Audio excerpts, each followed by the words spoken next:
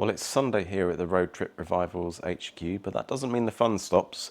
We've got something old to fix. We won't be talking about the steering wheel cover. And something less old to fix.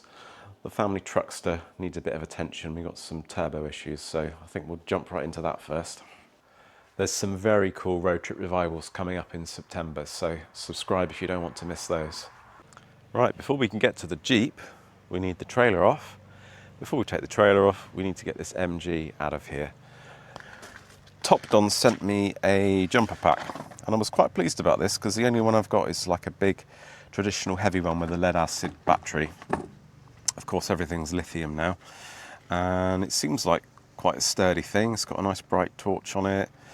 It's also handy for me. It's got a USB outlet so I can charge phones and cameras on the move. Much lighter and more portable for a road trip revival than my big heavy lead acid one. So let's give this a whirl. This car, it's been stood for years and the battery is absolutely dead as a dead thing. There's nothing. I genuinely have no idea how these things perform when there's no battery whatsoever, but I guess we're going to find out. Power. Don't know if you can see the LEDs there, but it's fully charged.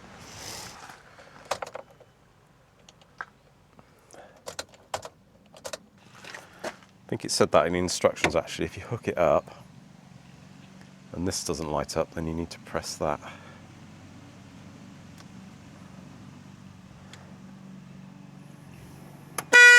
Holy. Oh. Yeah. Apparently when it gets power, the horn goes off. It made me jump a bit. Aha! Alright, we have power, immobiliser. Oh.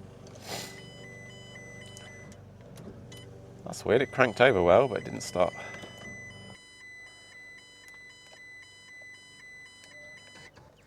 Look at that.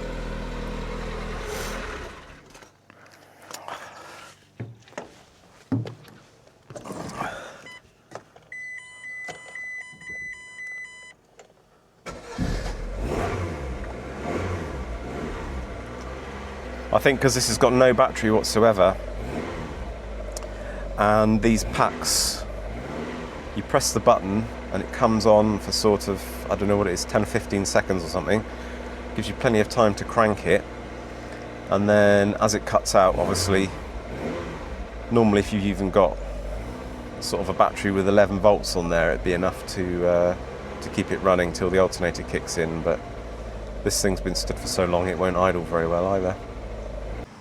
I was just curious how many starts it would give it because this battery is still dead as anything. The pack still says it's 100%. Give it the boost again. Click. Should start a bit easier now. I'll let it run for a few minutes. Maybe not have it in gear.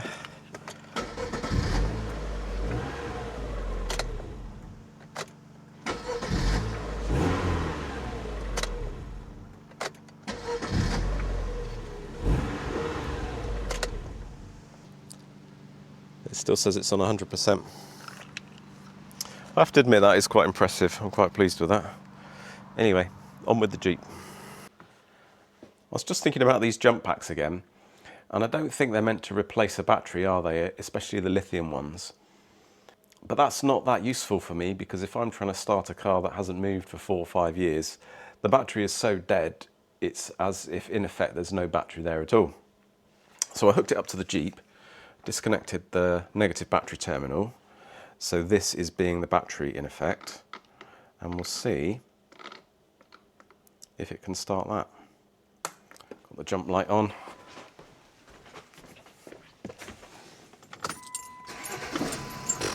Like it's nothing. That is impressive. So this Jeep has a Mercedes OM 642 3-litre V6 diesel engine turbo, and that's a pretty stout unit. I don't think you get too many issues with these, but it is having a small issue.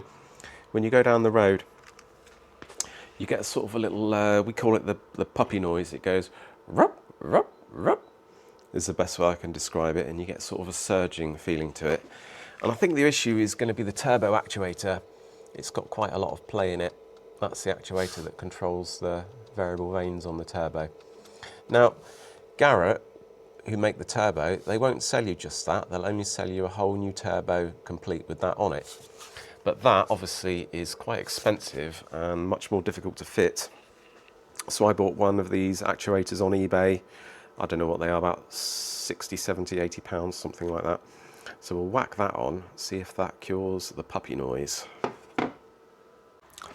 I'm also testing out this Kingbolen K7 today. Full disclosure, they did send me this for free. I've given it a quick go on our 2022 MG, and it had full systems coverage on that. It's quite impressive. It's fairly sturdy feeling. The batteries seem to last for ages. It has a Bluetooth dongle, which is a must for me because I don't like tripping over wires in the footwell. But we'll try it on the Jeep because the Jeeps are a bit odd. They're an American car with a European engine, and some of the electronics are European as well, so they're a bit particular. But let's plug it in and see what it says.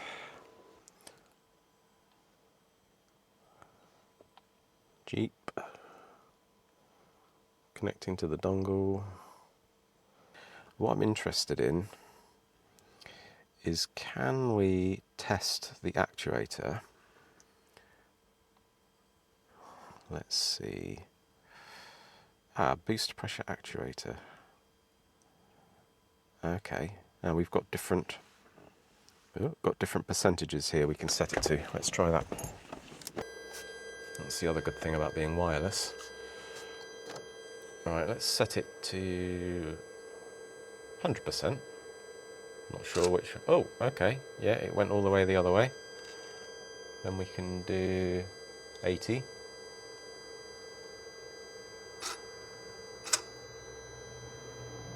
$60. Huh. 40. It's a bit higher each time.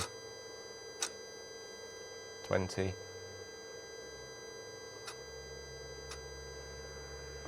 So it does work, that actuator, but the motor itself is working, but I think the play in it is the issue.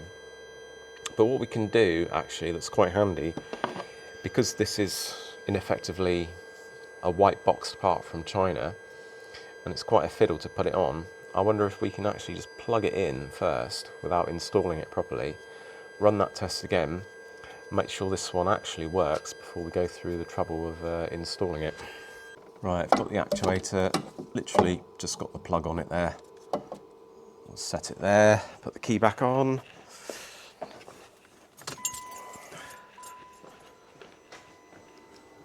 Now the key's been off, so has it lost communication? That's another question. Right, let's just hit the button, 100%.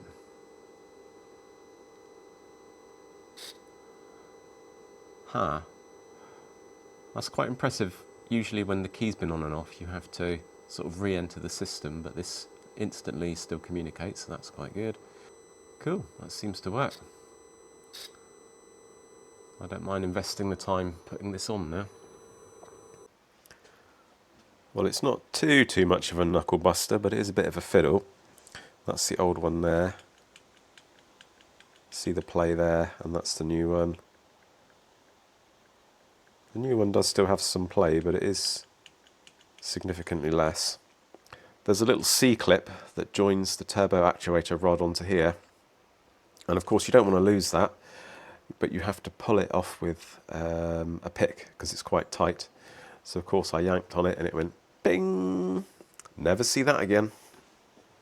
I've had to make a new clip here, don't know what you call those things, where it slots on and then it gives you a place to put a screw in, but I've put a little slice in it there, and then that slots on and clips into place quite nicely. I managed to screw the new actuator on without dropping any of these small bolts into the valley of death, so ready for test. Be ready for testing in a minute. Right, seems I triggered a fault code by unplugging the sensor, so we'll just erase that. Is it that button? Oh, no.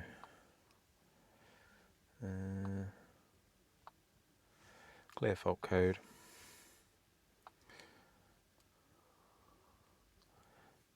The engine can't be running, leave the key on, blah, blah, blah. Yep. Did it do it? Okay, yes. Read. No DTCs. Alright, I'll go for a spin. I like a puppy as much as the next guy, but I just didn't want one living under the bonnet of my Jeep, so let's try it up this hill and see what happens.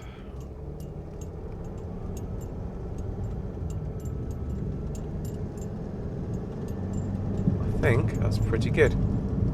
Right, call that fixed and on to the next thing. But yeah, I am quite impressed with the Kingbolen K7. I think it's under £250, and for that money it seems to do a lot of stuff. I can access every module on this Jeep, including things like radio, heating, obviously ABS, transmission, door modules. I plugged it into my 2022 MG, could access every module on that. I could check the battery state of health because it's EV. That all works fine. The only thing I tried on it didn't work was that 2004 MGTF. It doesn't have any option for old Rovers or MGs, the old ones. But to be fair, my Autel that I bought recently, that doesn't do any of the old Rovers as well. They're sort of on the obsolete list now, I suppose, sadly. But yeah, there'll be a discount code in the description for it if you want one, and the same for the Topdon jump pack. See if you can guess what this wheel is from. It certainly isn't something you see every day, but this is on a car I bought last year. And going back to the subject of ancient tyres, you see here it's got a 3-digit code. They started dating tyres somewhere around the early 80s, and if you've got a 3-digit code, that means it's from the 80s, unless you've got a little arrow which indicates it's from the 90s. From sort of the 2000s onwards, we had a 4-digit code, but this one is 3, so this is made in the 13th week of 1983. That is some old tyre, but I've got 2 new ones to put on the back of this car. But before we do that, just plug in my airline. Got a massive internal leak in the tyre machine. So before we fix tyres, we've got to fix the tyre machine. I was worried this might happen, this tyre won't bead up. It's been stored quite flat, I guess, and the rim is quite wide. Sometimes you can push it down like that and then gently pull it back and get the other bead to go on, but this one doesn't come close to that. So I don't like to do it, but we're going to give it the gas method, try and cause a little explosion, get it to pop on. This French version of Easy Start, which we'll give it a squirt of that. I will make a lighting stick here with some cardboard soaked in brake cleaner. Right. The trick is always just the right amount, because if you get too much, it doesn't go with any bang.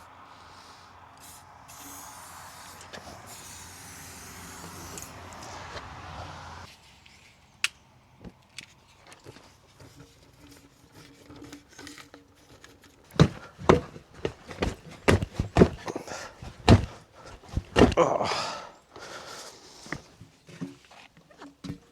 No, it doesn't grip at all.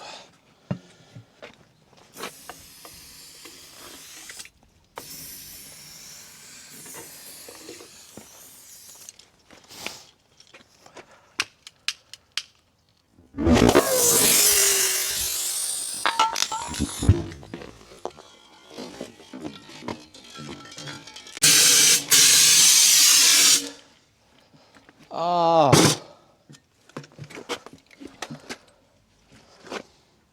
Huh. The outside bead popped on and the inside one didn't. We should be able now to push it that way. Yes. Boom. Right. Repeat for the other side.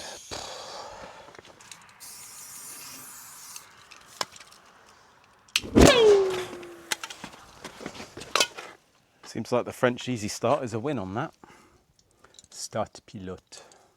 Démarrage moteur. Arrancador moteur. Oh, that's Spanish. Okay.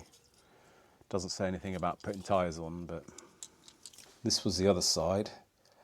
A Gislaved from Sweden. 1985. But had plenty of tread on it, so why change it really? Just kidding. Right, to round out the day, we got this BGT on the lift. A few little things to do on this. The limit straps. It's these straps here that stop the axle dropping down too far when the weight's off the suspension. Not so much that side. Actually, this side is the bad one. That is hanging there. So we've got a couple of new ones of those. And I've got the prop shaft on the bench because we've got some play in this UJ. Any play in a UJ like this is too much really, and this one's got a bit of play, so we'll change that. Important on prop shafts, it's always best practice to mark them here where it joins the diff, mark it here where it joins the gearbox, and then most importantly mark this bit to this bit. You can see I've put a little pock mark in it there. Make sure that these two go back exactly as they were because the whole thing is balanced as one piece. So usually these squeeze out fairly easily in the vise. You can press them out, but they don't have too much resistance normally.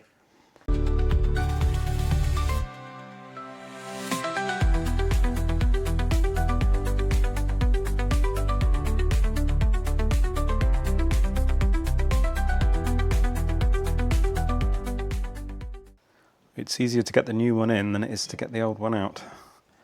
It's just a matter of making sure that all the clips are seated nicely and sitting in the groove. You'll see the gap there between the two pins, the two holes, will be much closer if they're not well seated. So they're in there all good. And then you just hold it like this and you give it a little tap here, and that makes sure that all these are seated nicely against the clips. And this isn't binding at all, it moves nice and freely with no play. So yeah, back on the car. I've got the transmission jack here supporting the axle so I can get this limit strap off. This bottom bolt's come loose, but I'm a bit worried about the bolts on these. I don't want to snap those off. Thanks, by the way, if you voted on my poll for whether I should do a road trip revival on a micro car. I can't believe 500 people voted, and it was a landslide, 80% yes, they want to see it. And I say thanks only slightly with gritted teeth because I didn't really think people would be that interested in that.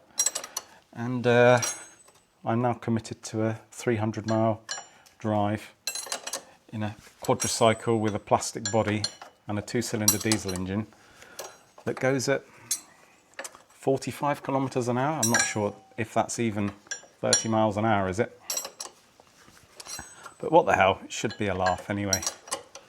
I've probably gone off to film that as you're watching this, so spare a thought for me.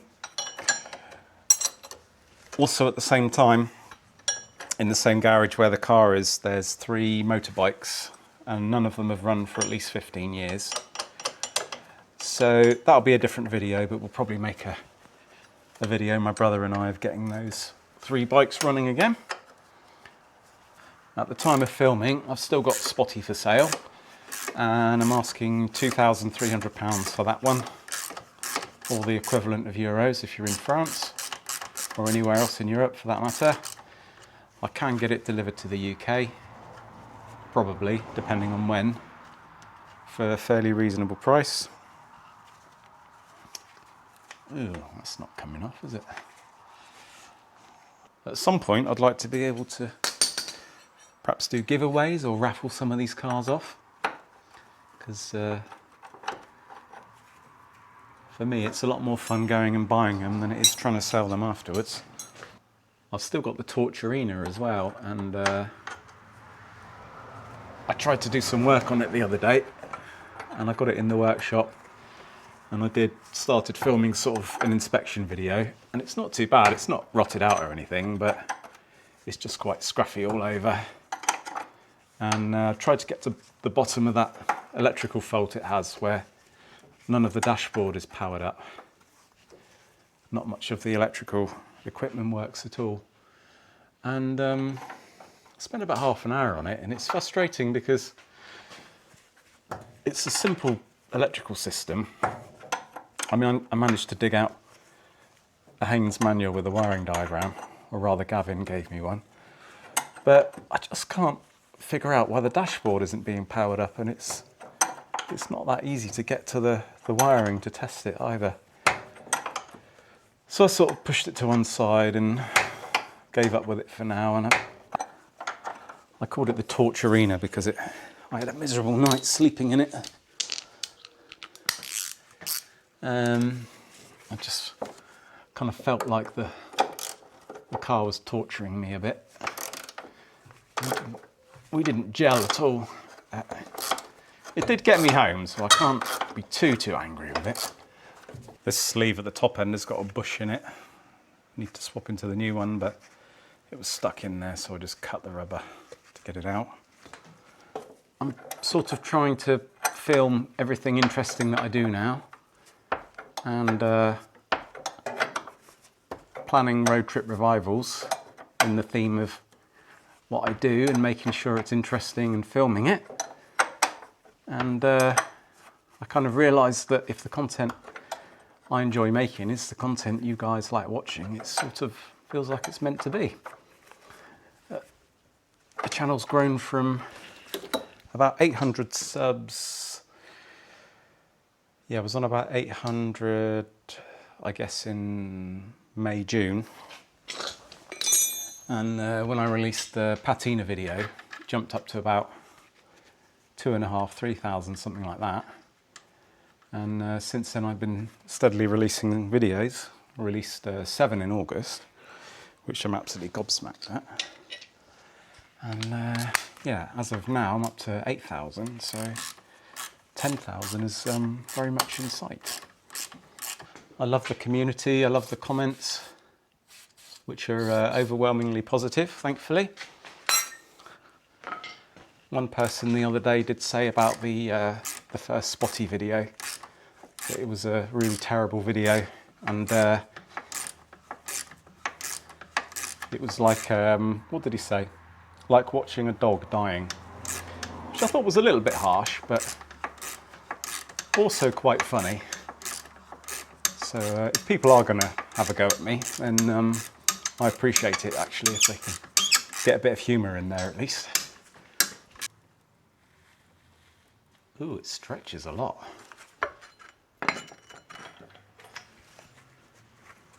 The original ones were fibrous, you know, like a cam belt with reinforcements inside the rubber. So it stays flexible, but it doesn't stretch much. This aftermarket one, I reckon, is purely just rubber. I don't think there's any reinforcement in there at all. As usual, the parts, the aftermarket stuff we get now, it isn't the same quality as the original. This one's probably is the original part, and it's, what is it, 50 something years old. I'll be surprised if that one lasts 5 years, but that's what we're working with, and sadly usually there isn't any choice in the matter. Just the valve clearances to do on that one now, and that one can go out the door. So thanks to Topdon and Kingbolen for sponsoring the video. I used the Topdon again today on my old work van, and I'd managed to leave the lights on. And this thing does not start easy because it's an old indirect injection diesel. It takes a bit of cranking to get it going, but fired that up, no issues at all. I used the Kingbolen also again on a 2012 XC70 to turn off the service lights, and it posed no problem there either. So there's discount codes in the description. They are good products. The next video out should be the micro car, so wish me luck for that, and we'll see you then. Ciao.